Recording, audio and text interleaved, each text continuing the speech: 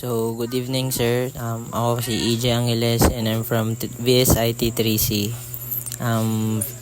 Yan sir, first ang gagawin ko po una is yung i-retrieve lahat ng primary products from database and organize yung mga sizes. So, una kong ginawa is nag-select ako and then yung per size nilagay ko din. Yan. Tapos yung count yan nilagay ko rin yan, close open and parenthesis, tapos as and size count, yan size count nilagay ko rin po dyan, and from ayan, tapos front product, ayan, front product and group, tapos by and per size, ayan, per size semicolon, and then nag-submit na din ako na in-import ko na din. Yan. Tapos yan po ang output niya is yan, nakikita mo yung mga sizes ng nasa database. Yan po. Yan. And next kong ginawa po sir is obtain naman ng set to expired in August. Ayan.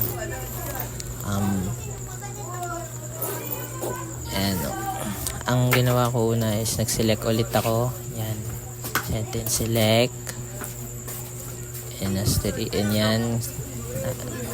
From product. Yan. Product. Yan. Where. Yan. Month.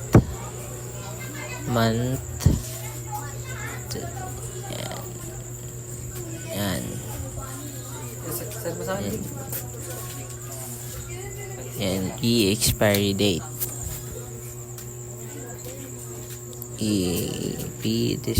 Expiry date equals 8 kasi yun yung number ng month ng August. Tapos yan, semicolon. Tapos submit ko na. Tapos yan, sinubmit ko na. Ayan, nalabas po yung lahat ng mga expiry date sa month ng August. Ayan po. Yan po yung magiging output niya. Lalabas po yan lahat. Ayan. August po yan. Yan. 08. Ayan. Lahat. Lalabas. Yan po yung naging output.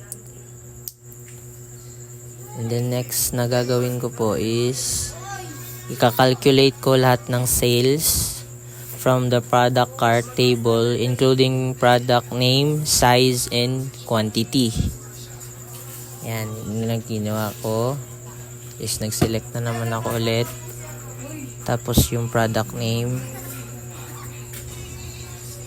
Yan, product name. Then size. Yan, size.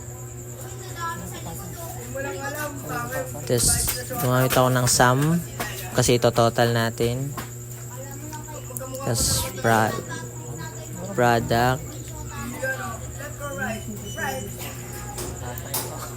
and quantity.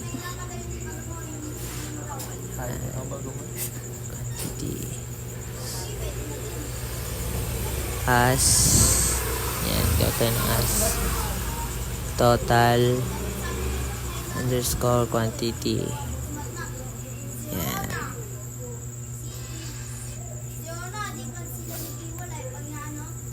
Tapos nag-sum ulit. Yung total. Yan. As total sales. Total sales.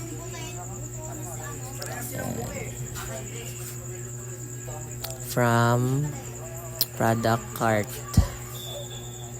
And product cart. Yan. Group.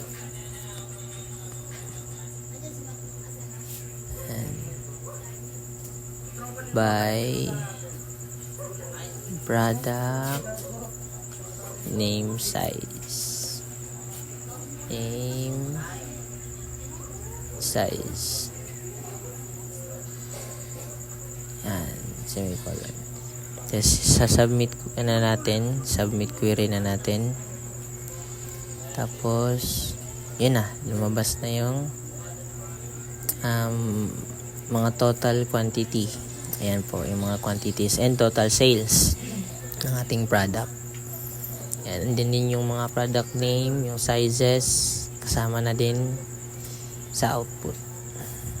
Yan. So, next na naman natin gawin is yung i-retrieve natin yung lahat ng records from the sales table and group them by date.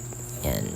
So, i-retrieve lang natin lahat ng records ng sales. Yan.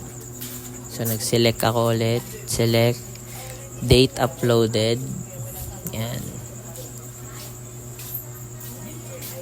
Tapos, gumamit ako ng sum. Tapos, yung total amount. Yan, total amount. As total sale. Ayan, total sales.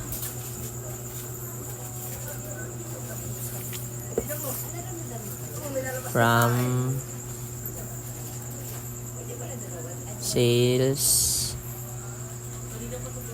group by date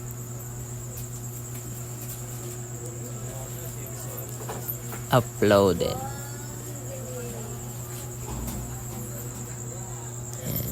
Tapos submit natin ulit para lalabas yung output.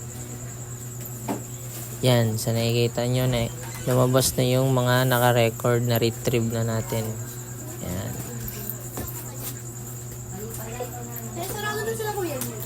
Yan. Tapos next naman is yung last na.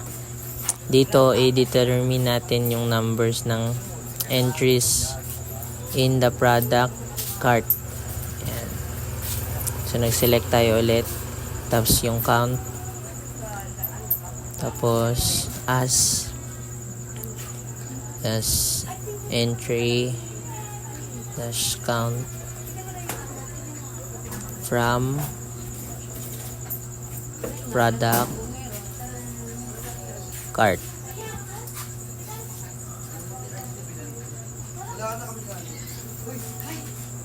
Yan. Tapos submit query na natin. Tapos ayun na yung lumabas na output. 11 yung entry ng count. Ayan, ito po yung magiging output niya. Ayan, so that's all. Thank you.